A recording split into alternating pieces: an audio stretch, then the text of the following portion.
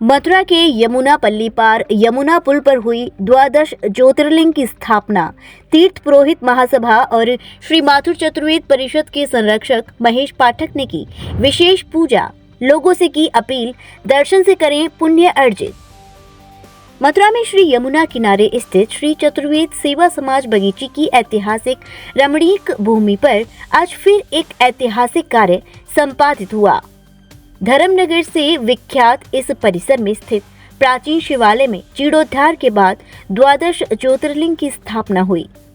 इस धार्मिक आयोजन की विशेषता ये है कि इस जगह स्थापित ज्योतिर्लिंग भारत भूमि पर विभिन्न जगह स्थापित ज्योतिर्लिंग के अंश हैं और ये अपने आप में अनूठे हैं। इनकी स्थापना के विषय में जानकारी देते हुए अखिल भारतीय तीर्थ पुरोहित महासभा के संरक्षक और उद्योगपति महेश पाठक ने यह बताया कि इन सभी स्थापित शिवलिंगों को भारत के विभिन्न क्षेत्रों में स्थित द्वादश ज्योतिर्लिंगों से स्पर्श करवाकर वैदिक रीति से लाया और स्थापित किया गया है, जिसके पीछे जन कल्याणकारी उद्देश्य है। स्थल पर शिव दिवस पर एक विशेष आयोजन है। ये द्वादश ज्योतिर्लिंगों की स्थापना आपके द्वारा की गई, कैसे क्या है इस पूरे प्रयोजन के पीछे, किस तरह से आस्था जागृत होती है? एक्चुअली अखिल भारतीय तीर्थ पुरोहित महासभा का हमारा राष्ट्रीय अधिवेशन द्वारका में था, तो वहां जाने से पहले मैं सोमनाथ जी गया, वहां दर्शन किए। प्रांगण में हमारे पुरोहित लोग फोटो खिंचा रहे थे। मन में प्रेरणा हुई, तब इस स्थान का दिमाग में नहीं था, तब मन में प्रेरणा हुई कि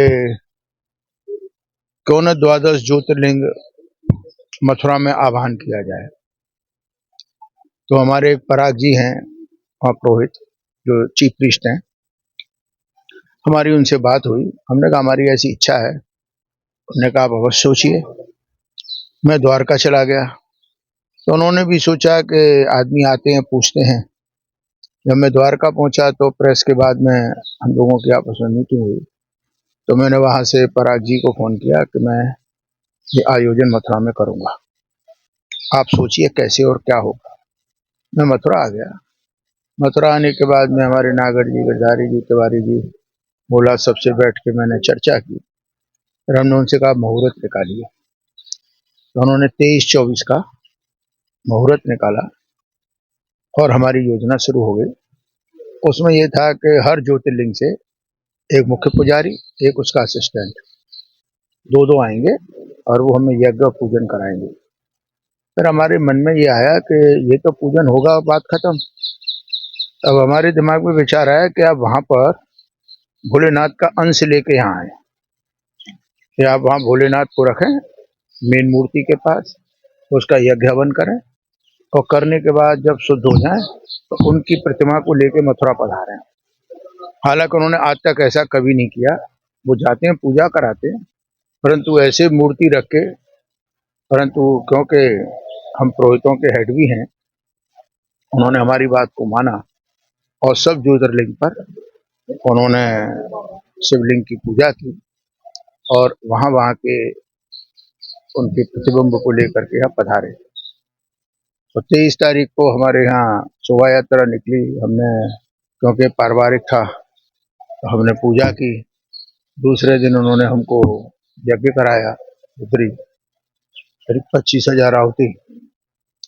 अब जब चलते रही तो हमारी लड़की ने हमसे कहा कि आप यहाँ पर विराजमान इनको करेंगे, यहाँ तो कोई आ ही नहीं पाएगा, तुम्हारे यहाँ तो एंट्री नहीं है। तो जो ब्रिज में लोग हैं, जो 12 ज्योतिर्लिंग नहीं जा पाते, या धन के अभाव से या शरीर के अभाव से या किसी और वजह से, तो इनका तो लाभ सबको मिलना चाहिए।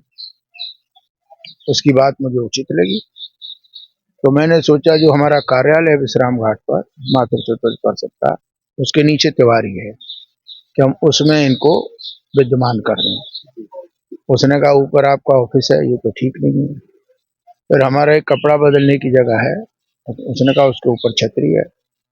वो मुझसे बोली, पापा क्यों ना इनको, जो 4,000 वाली बगीची है, बड़ी रमणीक है, उसमें मेरे नाती का भी जनेऊ भी हुआ, उससे पहले दिनेश भाई के बेटों का भी जनेऊ हुआ। मैंने कहा बात तो तेरी सही है। तो मैंने सोचा जाके मंदिर बनवाऊं। रखूंगा कहाँ। यहाँ पर ये भगवान की दया से एक मंदिर पड़ा था, परंतु ये बड़ा जीर्ण शीर्ण था और यमुना जी यहाँ तक आ गई थी तो सब दीवारें भी गल गई।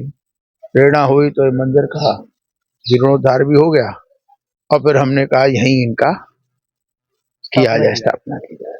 तो 24 को हमारा यज्ञ खत्म हुआ, 25 हमने कहा भगवान को घर में भी रहने दो, 26 निकल गई। आज का दिन, सोमवार का दिन, बड़ा पवित्र दिन है। आज शिवरात्रि भी है, तो ये भगवान अपने आप कराते गए। यहाँ भोलेनाथ भी विद्यमान है।